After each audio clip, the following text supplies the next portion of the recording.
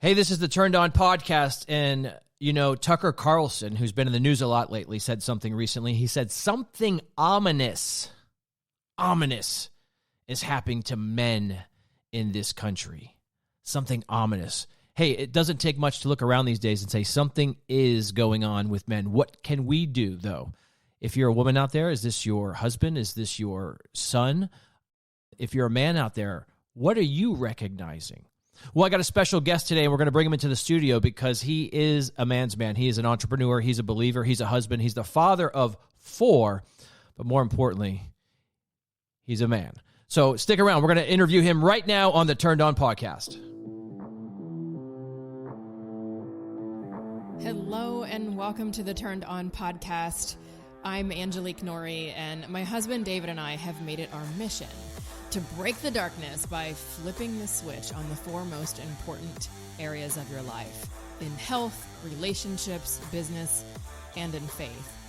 And sometimes the light in the world and in your life can go dim, either from the intrusion of technology or simply because society is so driven by instant gratification.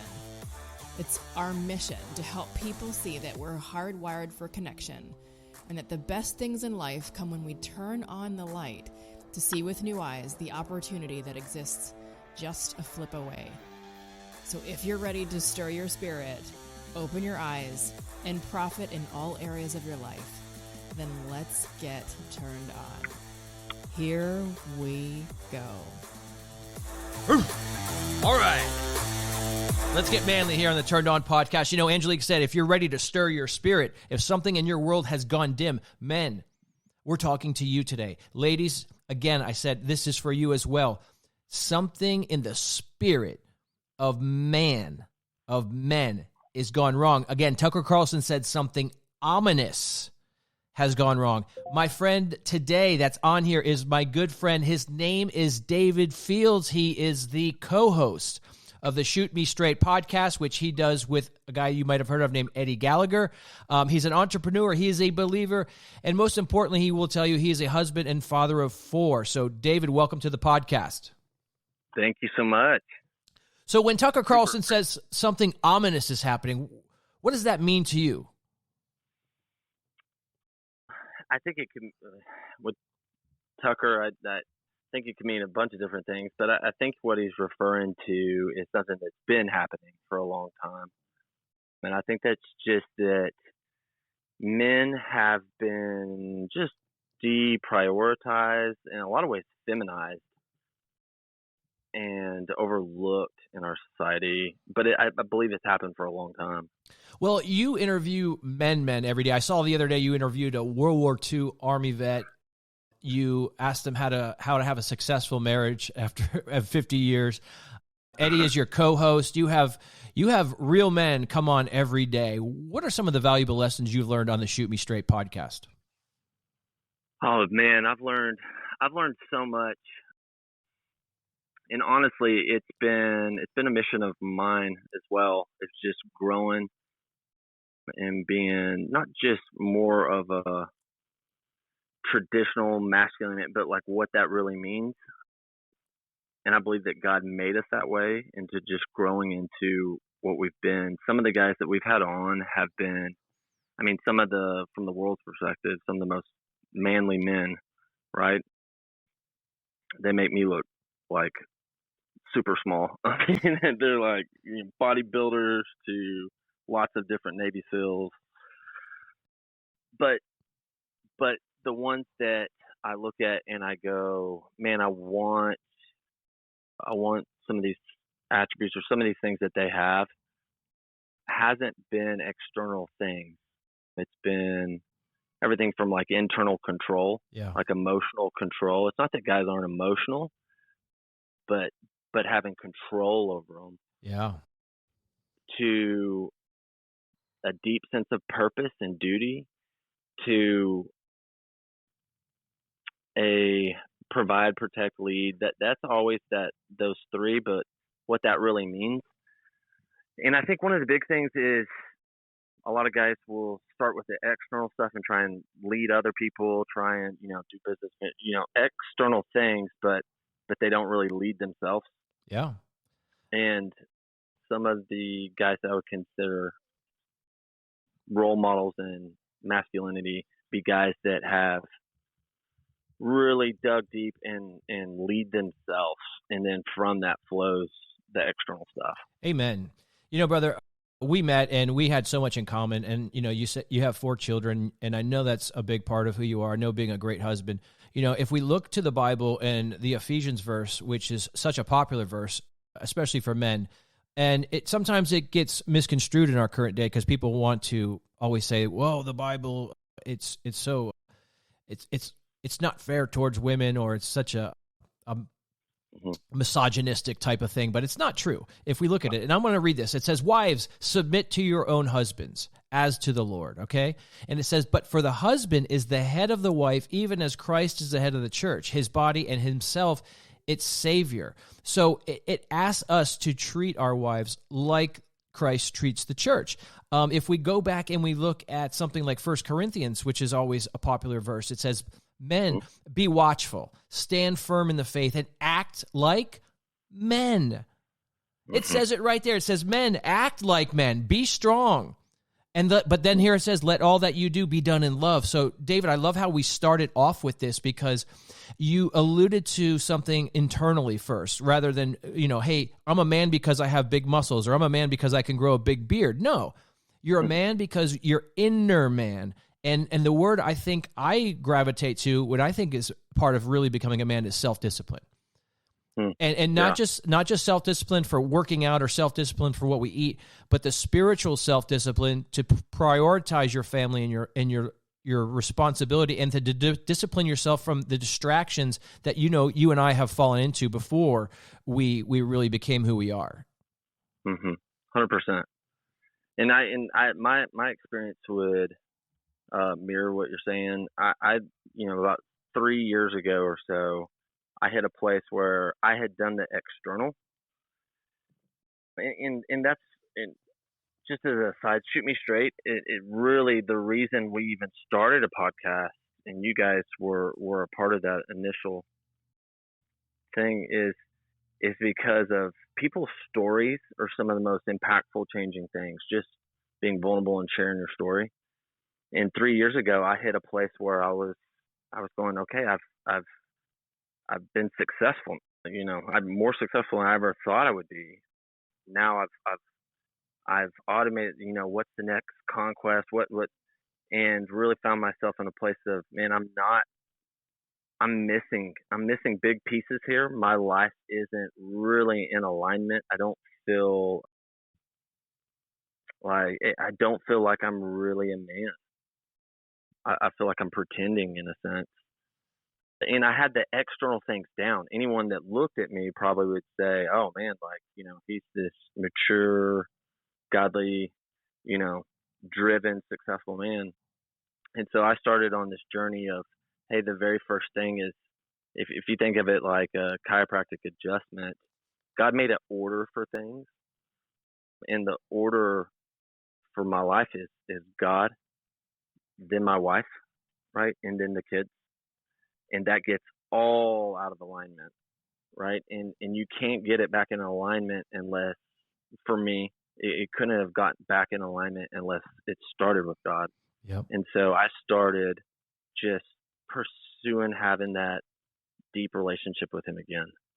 I started prayer and meditation. I'm a recovered alcoholic. So I started going back to meetings and getting plugged in. I started helping others. And from that, and it doesn't happen fast, and I can't force it. So it was just consistency. Yeah. And so I was like, you know what? I'm going to do the few important things, but I'm going to be consistent. A week's not going to go by that I didn't spend time with God 4 or 5 days a week, that I didn't make 4 or 5 meetings, that I didn't get plugged back in. And pretty soon, that became the rhythm. Yeah. Because you're really creating a rhythm. And then with my wife, you mentioned 1 Corinthians and I believe Ephesians. Yes, I did. One of the other ones is 1 Peter 3:7, maybe. That's probably not right, but I think it's First Peter. Okay. Talks about live with her in an understanding way, right? Yeah. Like I said, that I think there's role. Like he created an order. God created an order from not just us, but also like, you know, night and day. I believe that's Yeah. in Genesis. It's almost like a rhythm, and even if you're not a believer, if you begin to operate in that rhythm, like things are going to go better. Yeah. You know, I could not be a believer, but you know, I get good sleep. I wake up in the morning. Like if I operate within God's rhythm, my life gets better. And so I believe with male and female, He made us equal worth, Yep. but not the same. And Right. we don't want it the same. Just because something's not the same doesn't mean they're not equal worth. That's good stuff, brother. You know, man, let's just unpack that, because what we see now in this culture is a melting. They want us to accept that, and they want us to say that there are no rules, and they want us to get farther and farther away from God's perfect design. And we know that's not right. That's a whole nother issue, but we know that's not right. But let's go back to what you defined it as. You said first we have to pursue. Obviously, that's near and dear to my heart. I wrote a book called The Pursuit, but the pursue is a word that is not, there's not a lot of room for other definitions. To pursue means to go after it. To pursue means to seek. God tells us to seek Him. He tells us to seek His face. And you, as a man, I think very boldly and vulnerably and very manly said, look, I had a lot. On the outside, I looked like a great man. I had the business, I had everything, but on the inside, I was not pursuing God, and I didn't feel like the man I should be. And then, very important, that's where it starts. And then I love, big time, David, you said consistency. It's so hard to be consistent. Anybody can pursue God for a little while. Anybody can get off alcohol for a little while. Anybody can, love their wife for a little while, but the consistency, and that's where we're missing so much in these marriages. That's where we're missing so much in our culture and leadership is, the consistency. Any guy can go out there and marry a woman and have sex and have children and do it for a little while. Yeah. But how many can do it like that man that you interviewed, that veteran who can do it for 50 years? You have to be consistent. And then the last part you put so eloquently, David, is a rhythm. Because you said, even if you're not a believer, if you start to get into God's rhythm, you'll start to see that God had that ordained purpose. He had that order to life. And sometimes it's waking up early, and it's doing the right things. It's all the simple things that we have complicated that's in the Bible that has been working since the beginning of time that people always fall away from. So pursuit, consistent, and rhythm. I love it. Yeah, those were big things. I think one of the things though is when you start trying to really like master yourself in a sense, or really like if you take synonyms of masculinity, it's going to be like strong, centered, fortified, like things like that. Yep. And I after really getting connected with God, I started going, okay, where am I comfortable? And how can I begin to put myself in positions where I'm uncomfortable so that I can grow? And for instance, I've never worked out. I mean, maybe when I was playing football or something in high school, but like I literally do not care about like going to a gym and looking in the mirror. Like I have zero desire to do that, right? But I wanted to grow internally, and I wanted to get internally strong. So one of the things that I began to do is do the external things that made me uncomfortable so that the internal profit would begin to realize. That's mature, brother.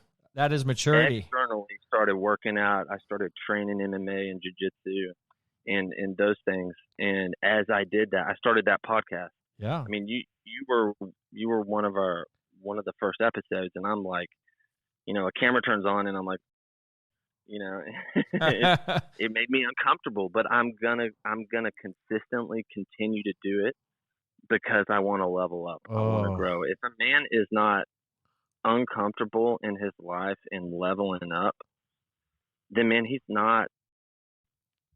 And I believe intrinsically we know this in ourselves. If I'm not leveling up in some ways, always like I'm missing something. I'm not really living in my masculinity. Yeah, well, David, think about this though, and you're tapping into some amazing dialogue here, because you mentioned the word comfort, and that is, think about, in the general sense, comfort means getting food delivered to you at home. If you're sitting there, like I picture the young men now, and it's not just me, guys, because I watch commercials. So the commercials are of two guys, roommates or something, and they're overweight, and they're sitting there, and they're playing video games, and they're eating Taco Bell, and that's comfort. That's not challenging yourself. I'm not saying that's wrong. Look, I've done it before, but statistics will prove this stuff. It says, this is from what Tucker Carlson said, and how we started off this podcast. It says, young adult men are more likely to live with a parent than a spouse these days. Single women buy and own homes more than twice the rate as single men. I mean, what we're doing is we're seeing this, okay? And what David is saying, which I love, guys, think about that. He's saying, how can I put myself in uncomfortable situations so I can grow? I want you to ask yourself, listener, where do you see in public schools? Where do you see in the government? Where do you see in our cultural things that are going on right now? Where do you see anybody telling people to put themselves in uncomfortable situations so they can grow? No, these guys are sitting home and they're watching the superheroes. They're watching the Chris Helms and all these guys fight these battles, but yet they're sitting there and they're obese and overweight and they're lethargic. And I'm not just saying that because I'm picking on them. I'm saying that because it's just a statistic. 70% of American men are overweight or obese. Sperm counts are down 60% since 1970. Testosterone has been down 1% every year since 1987, regardless of age.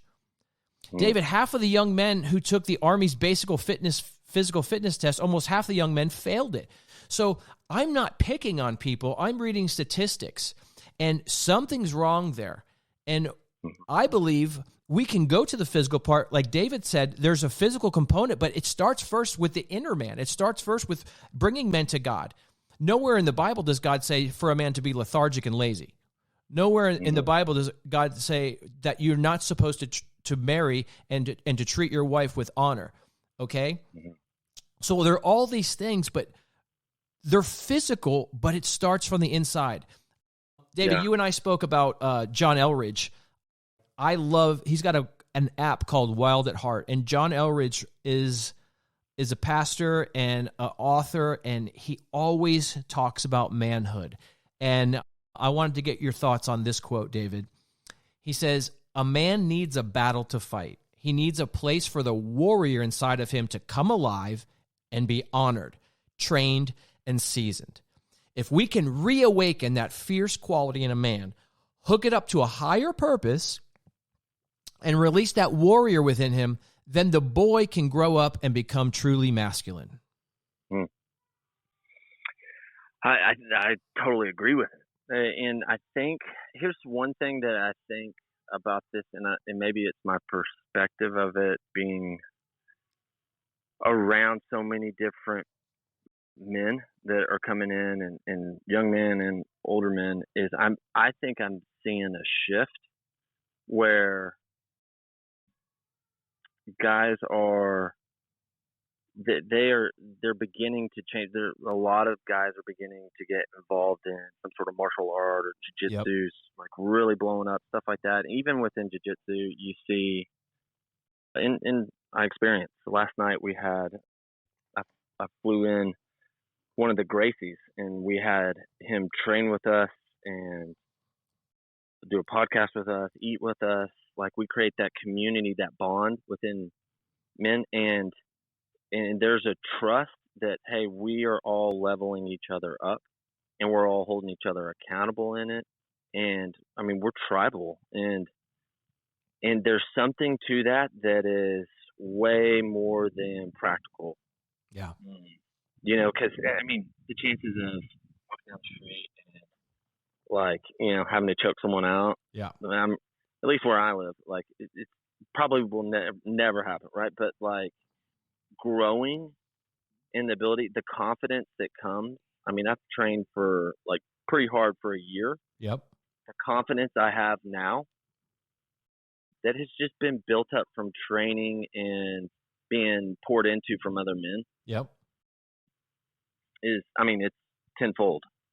Well, yeah. Well, that if we go back So, and we relate that to the quote, he says we need a place for the warrior to come alive and be honored and trained and seasoned. So, when we think of that warrior, it has a certain connotation. Remember the Ultimate Warrior, the wrestler? He had all the face makeup and the big muscles, and he had, or we think of an Indian warrior, or whatever your image of a warrior is, whether it's a soldier.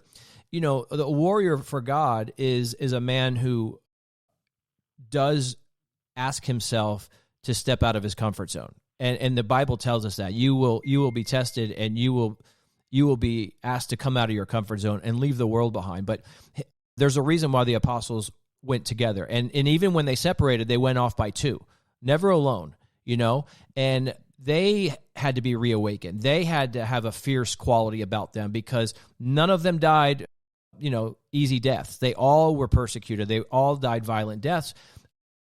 And although we won't really know what that feels like today, you don't know that. We don't know where the world's going to, but we know that for some strange reason, testosterone levels have been dropping every year. If you think about nature versus nurture, David, the nurture part we see happening. We see it in our schools. We see it in our government. We know that they're trying to make men soft and more effeminate, right? But the nurture part, that's what gets me. Because some people will say, oh, well, little Johnny was just born effeminate. And I would say, okay, because there's always been that.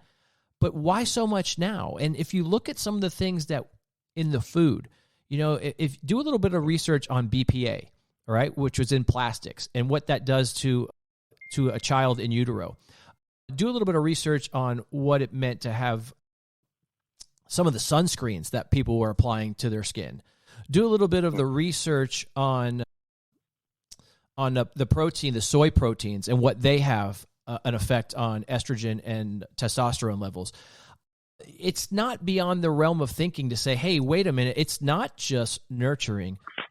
Something's going on, and I think it's going on for a purpose. And, we could get into it. I'm sure there's some guys, you interview military guys all the time, but what they're saying, and the stories I'm hearing out of China, is that these Chinese kids and young men are being given testosterone at a young age. They're becoming more manly. And the average American male growing up, the adolescent boy, is becoming less manly. Have you heard anything about that? No, I've it's funny you mentioned some of that. We discussed some of that last night.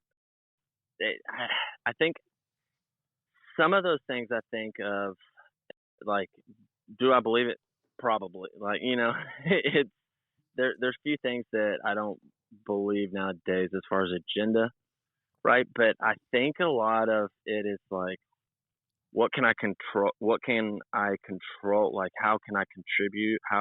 And I think the problem is most men aren't strong enough internally.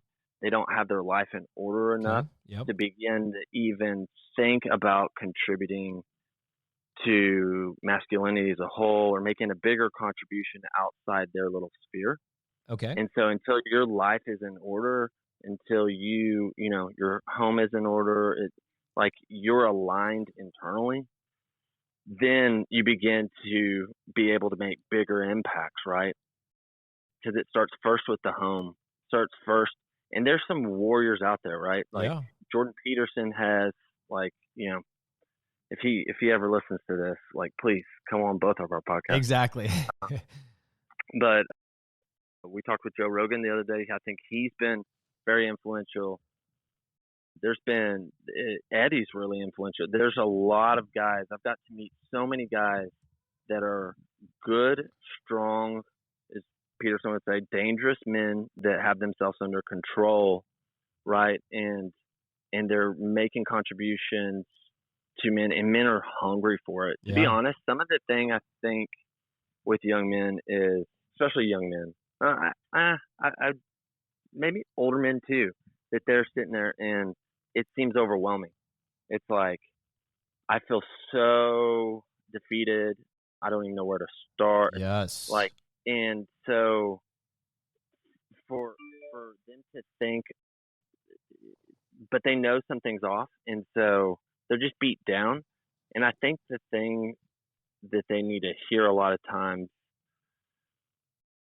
and I'll explain it, is get over yourself.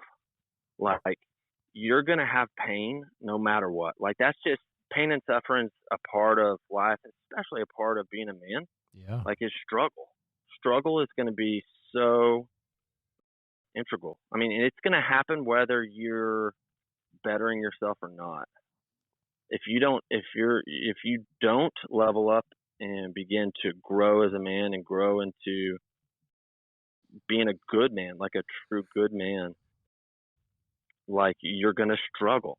But if you do it and do it voluntarily and put yourself in those positions, you're going to struggle. Yeah. So it's going to happen no matter what. And you'd be surprised how fast you begin to grow. And it's like you wake up in the morning, and there's a new life inside you that you're like, hey, I'm not stagnant anymore. Right. I got momentum. Momentum that's is strong. I would rather guys, like, when I started working out, and there is a whole list of areas that are coming next for me. But like, when I first started working out, I was like, you know what? I'm going to bench press. That's it. But I'm going to do it every other day.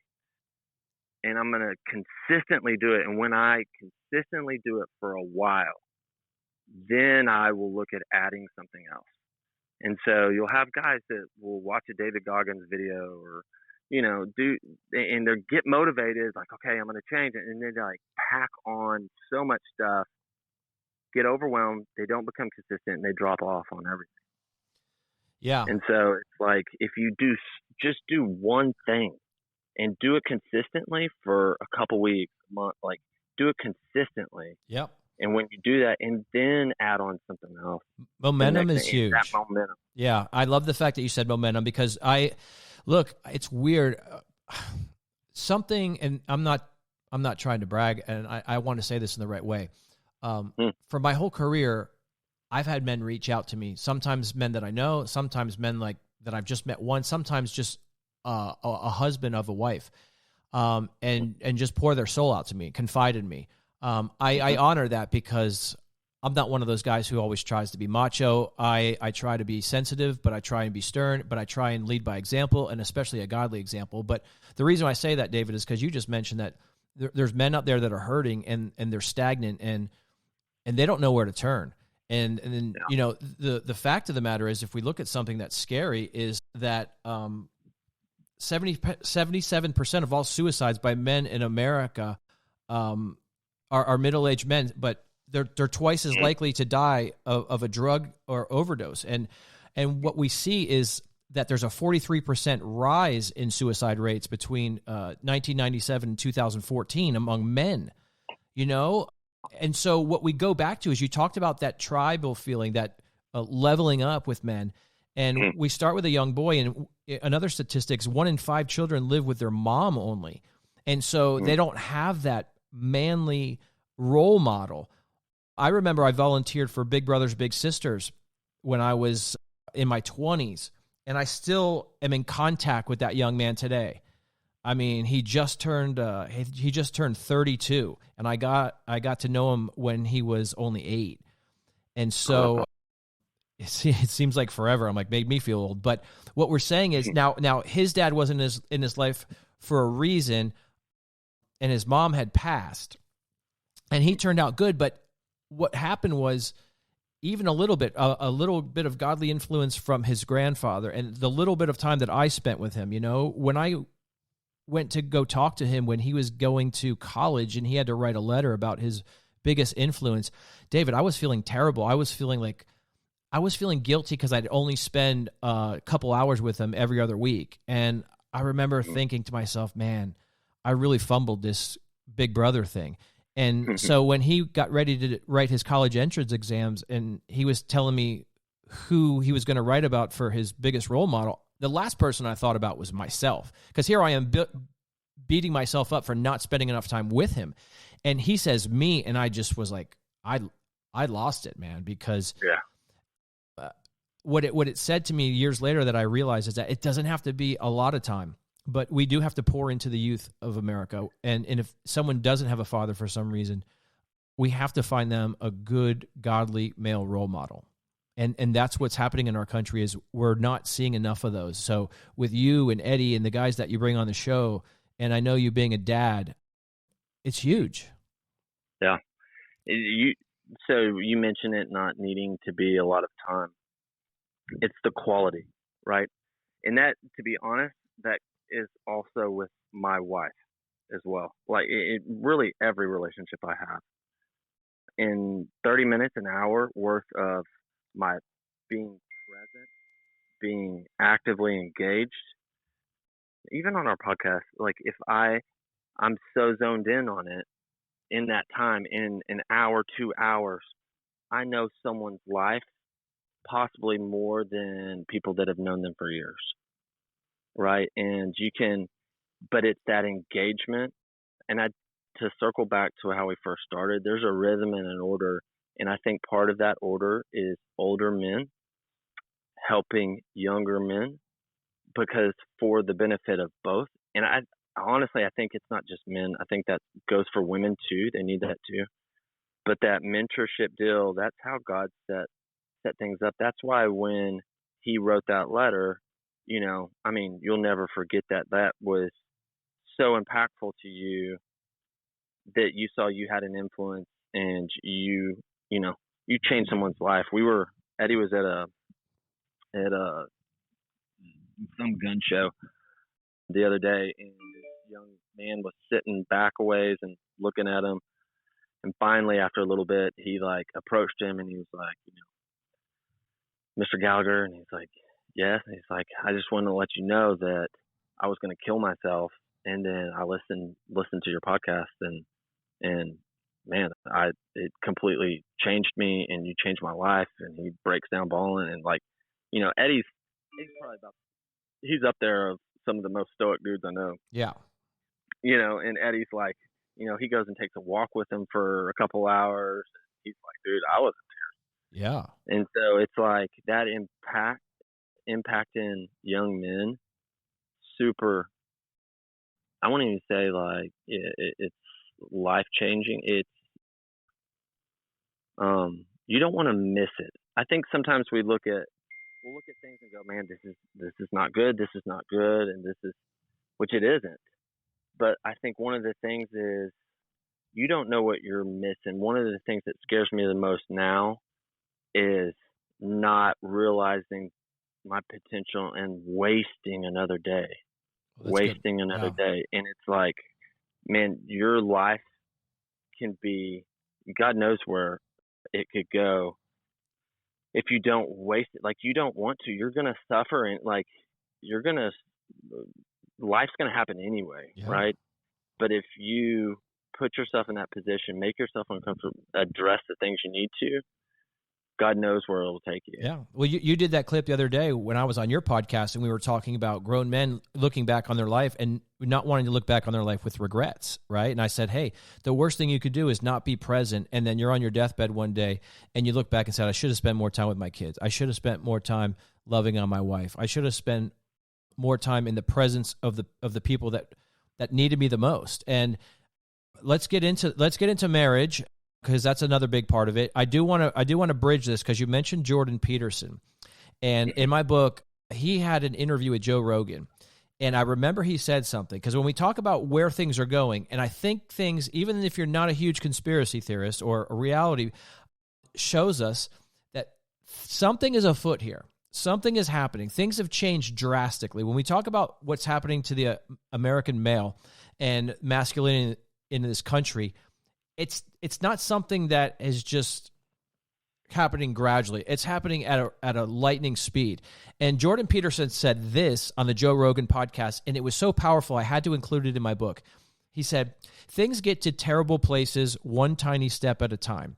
If I encroach upon you to the point where you protest, and then I stop and calm down and wait, And then I keep doing that again and again and again in sequence. Before you'll know it, you'll be back 3 miles from where you started. And you'll say, how the heck did I get here?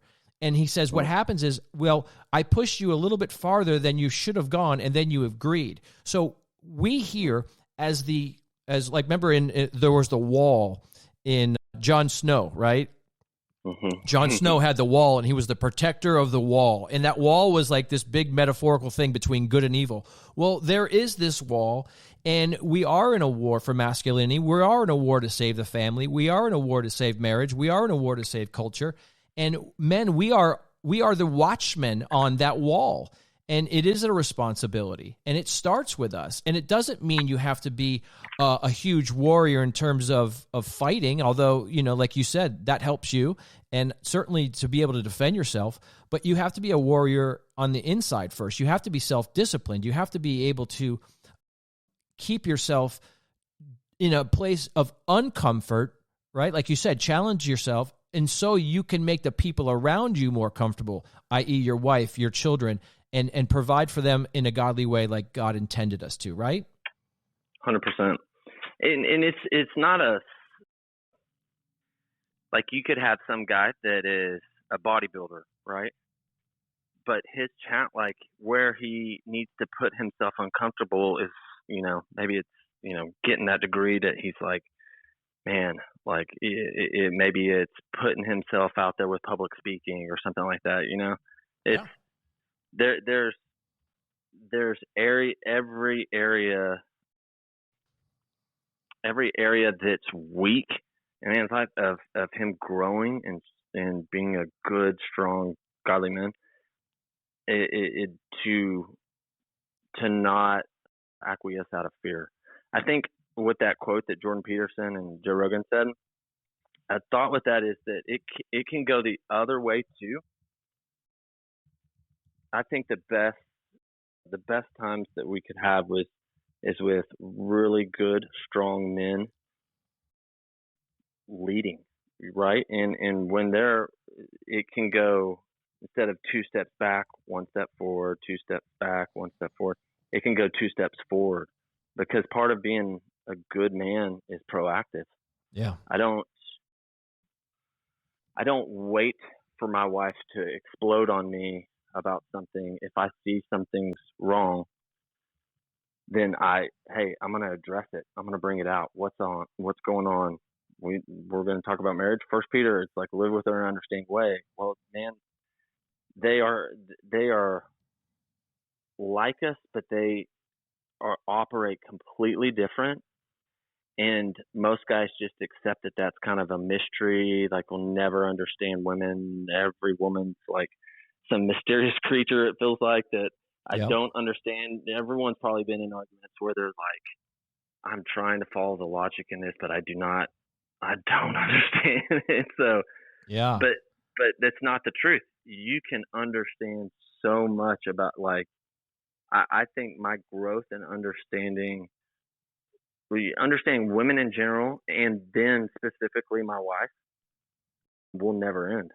No, and it is a challenge. And, we go back to books, right? I mean, I've never read it, but it's the best title ever. The men are from Mars, women are from Venus. I mean, because it does feel like we are worlds apart sometimes. But, when we talk about marriage, it was created for a reason. We are made different on purpose.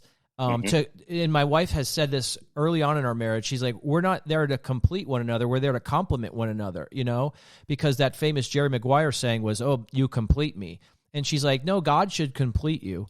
You shouldn't be looking for someone else to complete you. Your partner should complement you. And I was like, whoa, think about that, because complete sounds so, oh, you complete me. And that line got spewed over and over and over again. But no, if you're looking for someone of the opposite sex to marry you, to complete you, it's not really the right thing. It's to complement you and to help you grow.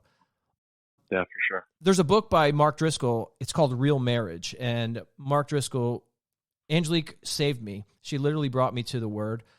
We got baptized together in 2016. And then there was a point where she looked at me, David, and she said, I think I've taken you as far as I can go in the spiritual journey for right now. And this was really mature of her to say. She goes, as your wife and as a woman, I think I've taken you about as far as I can go in this spiritual journey for right now, and you need a spiritual father or man to pour into you. And I was like, okay.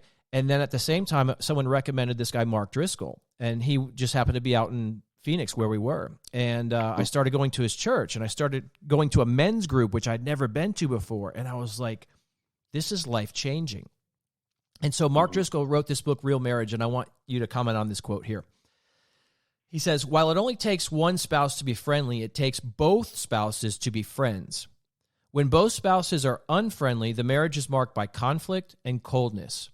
When one spouse is friendly and the other is unfriendly, the marriage is marked by selfishness and sadness. But when both spouses each make a deep, heartfelt covenant with God to continually seek to become a better friend, increasing their love and laughter, that's what marks a healthy marriage. So you can't have two spouses unfriendly. We know that. You can't have one spouse friendly and the other one cold. You really have to, again, that word, be selfless. You really have to make that heartfelt covenant with God and continually seek. We talked earlier about seeking and trying and making yourself uncomfortable. How many times have you been uncomfortable in a conversation with your wife because it's just not our forte for the most part to communicate well, but the wife says, but this is important. And then we as men say, at some point, yes. Even when it's uncomfortable, let's make it important and we'll work through it, even though we may be from Mars and Venus, because in order for us to increase our love and laughter, right, we want to be happy in a marriage, we have to go through those hard times. Yeah, for sure. Well, the hard times are going to come. Like whether you're friends or not, like the hard times, that's just going to happen in life. It's going to happen personally. It's going to happen between you two. I think I like that quote. I like how it's, when both are friends or one or the other. Yep. I think for men, and this is the part of roles. If for the female side where submission and your desire will be for your husband, he'll rule over you, he'll be headship and all that stuff. Well, that comes with a big responsibility. And so the responsibility in that is really whether she's friendly or not, whether she is in a good place or not, whether she's all over, like unfair all over the place, emotional, whether you understand everything or not, like your job is to go first. And if you have a wife that refuses to follow, you still need to go first, and you still need to lead that marriage at the best of your ability, and to grow your ability in leadership. Because what happens, I've seen it over and over and over again through when I was a counselor and counseling families and marriages, but also just with friends and in my marriage. When I change, when I begin to grow, when I begin to become more of a godly man, not in the Christianese sense, but in real life, I begin to become strong, under control, like under God's control. Like my wife follows. Like that happens. It has this effect on, especially a wife, when a man begins to grow spiritually, grow godly, and that was my experience. My wife, I began to see her, when I'm struggling, it goes the opposite way too. When I've struggled through times, I'll notice my wife will, like, I won't see her doing a morning meditation or spend time with God or, hanging out with people with home group. And it's the natural order that she's like, that's because that's on me too. She's following my lead. And so when I begin to revert myself, and guys will be like, I've been doing this and it's like, I've been doing this for 1 week. It's like, dude, you have to consistently, like, this has to be born into your character. Character is created over lots of action consistently over time. And so when she begins to see, oh, he's actually, this stuff has taken root. This man is someone I can follow. I can trust him at a deep level to lead my family, not just financially and where we live or what school, not just that stuff. That's actually the lower level stuff. It's the bigger stuff is, man, I can trust him with my heart. I can trust him with my emotions. I can trust, and a lot of guys, I believe, they don't understand, especially with emotions. Women, female nature prioritizes emotion and emotional. And so when she comes to you and she's upset or she's angry, and we'll hear what they're saying and we'll be thinking of the words she's saying. Okay. But what she's really doing is telling you her emotions. And if you begin to explain or answer or whatever, what you're doing in her eyes is invalidating that emotion.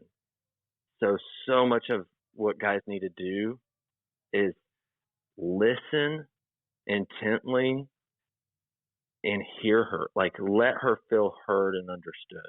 Mm-hmm. So I think when First Peter, when it talks about live with her in an understanding way, she needs to feel understood. And then, I mean, man, that's a big part of leadership. You don't lead in any other scenario. You would not lead with just, hey, this is how I lead, and like everyone should just follow. I mean, at work, at any other place, like good leaders, they really know the people they're leading. Like they really know, okay, like this is how best to lead him. This is how he hears me. And so I think it starts with the man first, and naturally it will follow over time. Yeah. And I love it. That part, what you just said right there, I think needs to be played on loop. Just that last 5 minutes is valuable, because there are a lot of relationships and families right now that are struggling. We just got put through one of the most difficult seasons that any generation has ever faced, with isolation, despair, and we're not out of that yet. It's kind of, those things have a way of delaying and then rearing themselves. It's not like, oh, the pandemic's officially over. It's all the stuff that happened during the pandemic, the addiction, the depression, that stuff that's continuing. And so if families are looking for answers and people are serious about it and they're down to desperation, that's when Christ comes in. He is always there with open arms. And the stories about people finding Christ when they're at their most desperate moments, it's a thing, because that's sometimes the last place people will want to look. They'll look for worldly cures. They'll look for worldly escape. And when all those things have failed and we make a final surrender to the one who's been there all the time, that's why you hear so many people who have had addiction, who have had issues with depression or suicide, who have been saved, say, I finally gave my heart up to Jesus and said, I'm not in control of this, but you are. Mm-hmm. That's the beginning. Some people think that's the beginning and the end, and it could very well be. But David, what you're saying is even more true, that that's the beginning to surrender, but putting it into practice, doing the hard things, making yourself uncomfortable, being consistent, like you said earlier, that's where the pursuit and the rhythm come together, and they come together for real change. The government will try and change us with programs. The school system will try and change us with indoctrination. Culture will try and change us by telling us what's cool and what's not. Those things don't really change us. What changes us is a surrender, a commitment, a pursuit, and a consistent rhythm, which you've said over and over again. And I just think you put it so eloquently, David. You really did. And you're living it by example, to be able to put yourself in a place of uncomfort so you can grow. Yeah. So for who, Everything, go ahead. And that's my experience with that. That's been my experience as well, right? So it's not. I tend to learn by like blowing things up, right, and doing everything like a process of elimination, doing everything the wrong way, and then being like, okay, that's the right way. So like, yeah, for instance, with my wife, I began to I started vigorously reading, and I would read Christian book after Christian, and pretty soon I'm like, around marriage, after that first year of just getting centered back with God, then I'm like, okay, next is marriage. And so like, as I began doing that, after you read so many Christian books, and I'm giving them a little bit jaded around the Christian culture, but like after so many of them, I'm like, man, they're all pretty much kind of saying the same thing. And a lot of them, to be completely honest, I think a lot of them have been feminized. And so it's very much this emasculating, like, just supplicate, all this. It's, and what I found is there was some secular stuff that was very helpful. But if you don't have a good foundation in the word, you don't know what's actually, you can't decipher it. Yeah. But with a good foundation in the word, you can decipher a lot of stuff, because a lot of stuff that is secular is helpful. The main one, though, was a book by John Piper just around biblical roles, right? And it just dug deep in scripture and then put it in context of today. And it just did a really good job of saying, hey, this is where we believe God, the word saying, we believe it up to this point. We're not sure past this point, which I really appreciated. And so as I'm digesting this stuff, I would read a bunch, and then I come back and I'd be like, all right, I'm gonna apply this with my wife, and I'm gonna, I'm excited about this, and I'd share it with her, and she would hear like a completely other message, and she's confused, and I'm like, oh man, like, so I go back to reading, and I wouldn't give up, especially when it comes to like growing your marriage. That's one of the most fruitful things. A healthy marriage blesses everything around you in your life. And so continuing to, like, I'm going to fail until I get this right. It's pretty much similar with everything in my life, right? Like with jiu-jitsu, I've been choked out for the last year every single day, all the time. So I'm going to fail at this until I get better. I'm going to get like, and with my wife is I begin to see the little progress where I went, you know what? She'd come to me and she'd be like, wow, when we were driving back home, you were quiet and you were upset. You were just thinking about how upset you are at me when we were at dinner from what I said. And to be honest, the truth was, while we were driving back home, I'm thinking, how did I let that guy pass my guard and get into side control? And I'm thinking something. I'm not even thinking about her. And if I answer her and I'm like, no, baby, even if I do it real sweetly and say, oh, no, I wasn't thinking about that. I was thinking about jiu-jitsu, Yeah. Like I am immediately, I'm like, why didn't that fix it? Right? That should fix it, right? You were thinking something that wasn't true. Now you should be fixed. But that's not what was happening. And it took me forever to find this one out. So if any nugget here, maybe it'll help someone speed up this process. But what happens there is, what she is really trying to say to me is, hey, I'm having these feelings right now. And it doesn't matter as much if I was thinking what the truth was, or what I was thinking.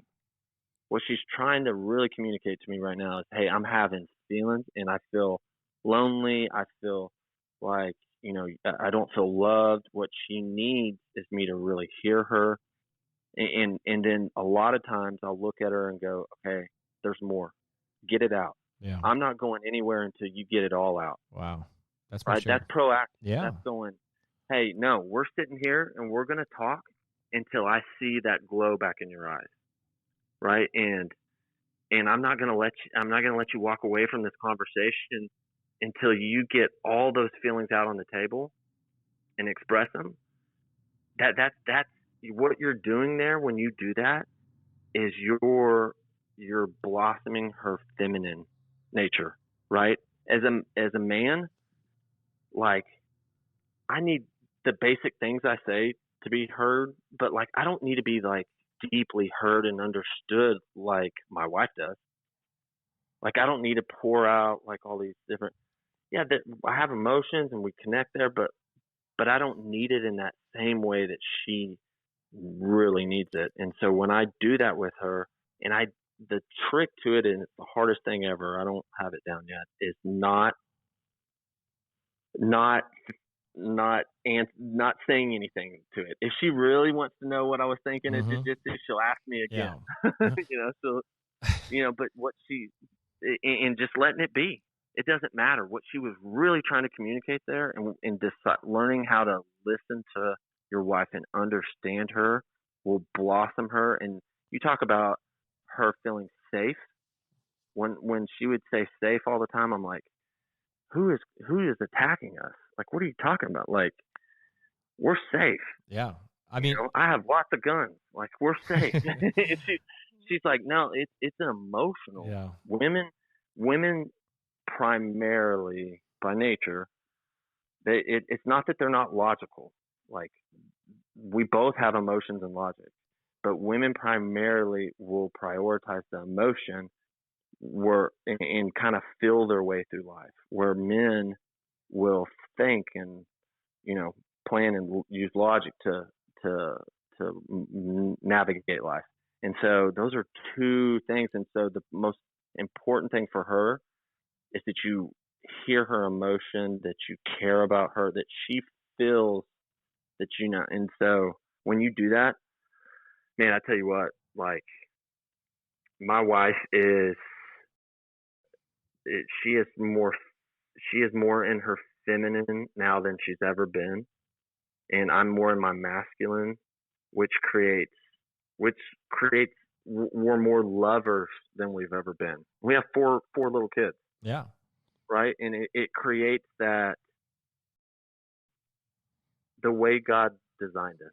Amen. And she's more happier than she's ever been. I'm more happier than I've ever been. But it starts with the man.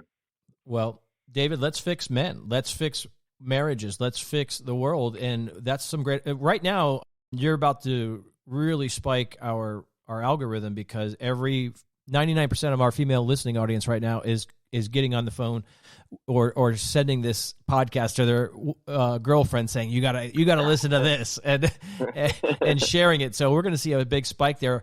And I say that jokingly, but I'm serious.